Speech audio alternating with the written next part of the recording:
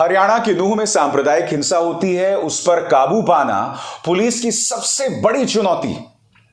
मगर उससे भी बड़ी चुनौती सामने उभर कर यह आ रही है कि अब हरियाणा के नूह में जो सांप्रदायिक हिंसा हुई थी उसको लेकर अफवाह फैलाई जा रही है। हरियाणा पुलिस की वरिष्ठ अधिकारी ममता सिंह जो है वो सामने आई हैं और उन्होंने कहा है कि एक झूठ फैलाया जा रहा है कि जिस दिन यह सांप्रदायिक हिंसा हुई थी, हिंदू महिलाओं को मुसलमानों ने घसीटा था और उनके साथ दुष्कर्म किया था। हरियाणा पुलिस साफ तौर पर कह रही है यह खबर झूठी है। मगर बावजूद इसके कई यूट्यूब चैनल्स और ट्विटर के अंदर भारतीय जनता पार्टी के प्रचार तंत्र से जुड़े कई लोग झूठी खबरें फैला रहे हैं। इन यूट्यूब चैनल्स की तरफ मैं आपका ध्यान खींचना चाहूंगा। ये को हिंदुस्तान 9 यूपी है, वो कह रहा है नूह मेवाट में कैसे हुआ महिलाओं के साथ बलात्कार, हर रोज आ रहे काले कारनामे सामने आई, कहां गायब हो गई महिलाएं। लीडिंग भारत टीवी भी वही बात कह रहा है, कौन दबा रहा है नूह का सच। उसके बाद मेवाट कोई A to Z news TV है दोस्तों, वो किसी दिनेश का खुलासा कर रहे हैं और दिनेश ये बात कह रहे हैं। बात यहां नहीं रुकती दोस्तों, यहां पर आप देख सकते हैं द हिंदू कैफे नाम के एक ट्विटर हैंडल ने यह झूठ चलाया और बाद में उसे डिलीट भी कर दिया। मगर इसके पीछे की बदमाशी देखिए दोस्तों। सबसे पहले एक ऐसा माहौल जहां दंगे पहले से भड़क रहे हैं, जहां हालात बेकाबू हैं, आप अफवाह फैलाते हैं। एक नहीं, दो नहीं, करीब आधा दर्जन से ज्यादा जो यूट्यूब चैनल्स हैं या वो लोग जो समाज के अंदर नफरत फैलाते हैं, वो लोग एक झूठ को चलाते हैं, लगातार चलाते हैं। और इनमें से कई लोग अपने उस झूठ को हटाते भी नहीं हैं, क्योंकि वो इस बात को लेकर पूरी तरह से आश्वस्त हैं कि उनका बाल भी कोई बांका नहीं कर सकता। मैं आपको यह भी बतलाना चाहता हूं दोस्तों कि जी न्यूज ने भी किस तरह से झूठ बोला और यह अपने आप में कितना खतरनाक है, वो मैं आपको बतलाऊंगा।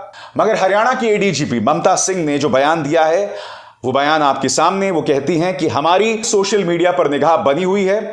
मैं उन लोगों को चेतावनी देना चाहती हूं जो ऐसे मौके पर शांति भंग करने के लिए अफवाह फैलाते हैं, उनकी कोशिशों को सफल नहीं होने दिया जाएगा। हरियाणा पुलिस सख्त कार्रवाई करेगी। हमने पूरे हरियाणा में करीब 104 मामले जो हैं वो रजिस्टर किए हैं और करीब 216 गिरफ्तारियां की हैं। मगर आज मैं हरियाणा पुलिस से यह भी सवाल करना चाहता हूं, और यह सवाल सिर्फ हरियाणा पुलिस से नहीं है। इस देश में जब भी दंगे होते हैं तो क्या आपने इस बात पर गौर किया है कि सिर्फ एक ही पॉलिटिकल पार्टी का प्रचार तंत्र यह अफवाह क्यों फैलाता है? और दिलचस्प बात यह है कि वही पॉलिटिकल पार्टी उन राज्यों में सत्ता में भी होती है। क्या वजह है बताइए? क्योंकि चाहे हरियाणा देखें या मणिपुर देखें, दोनों जगह पर डबल इंजन सरकार की नाकामी साफ तौर पर दिखाई देती है।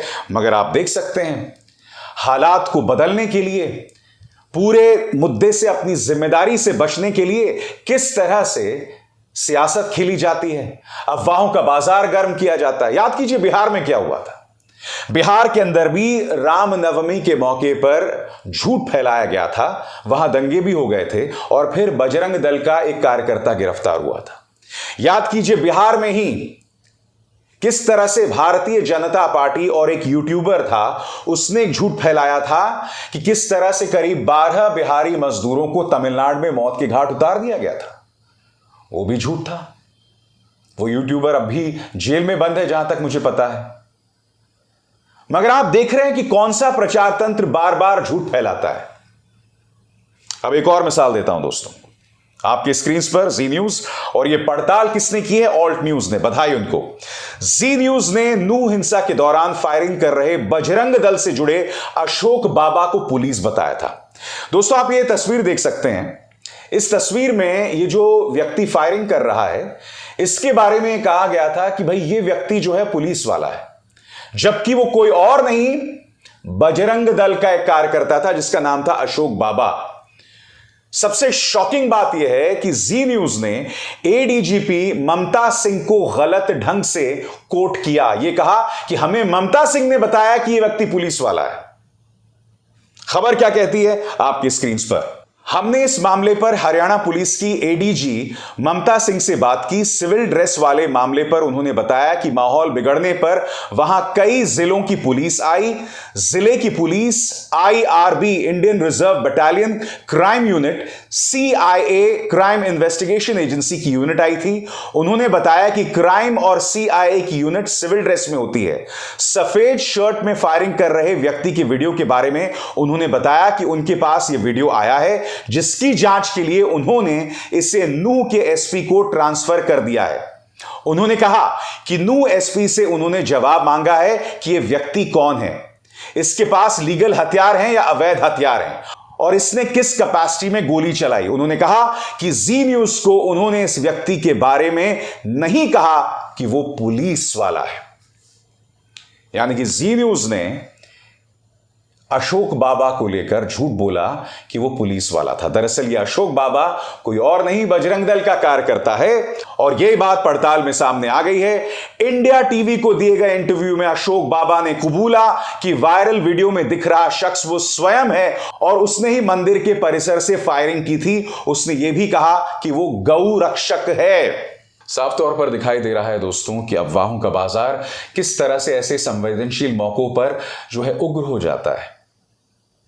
हरियाणा सरकार को समझ ही नहीं आ रहा कि इस चीज पर कैसे काबू पाया जाए। याद है आपको, मुख्यमंत्री मनोहर लाल खट्टर ने क्या कहा था? मनोहर लाल खट्टर ने कहा था कि भाई 2.7 करोड़ की आबादी को मैं सुरक्षा नहीं दे सकता।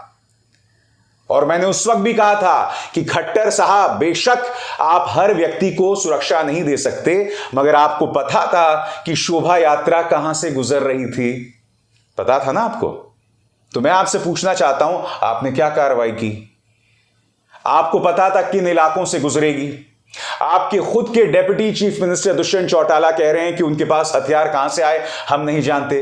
राव इंद्रजीत सिंह जो गुरुग्राम से सांसद हैं, वो खुद कह रहे हैं कि उनके पास हथियार क्यों थे।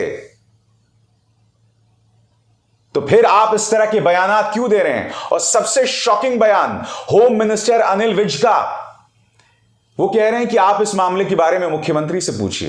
राज्य के गृह मंत्री अनिल विज को ही नहीं पता मामला, और वो कह रहे हैं कि आप मनोहर लाल खट्टर से पूछें। अब आप दोनों के बीच में ये कट्टी क्यों चल रही है? नाराजगी चल रही है क्या, जिसके चलते गृह मंत्री ये बात कह रहे हैं?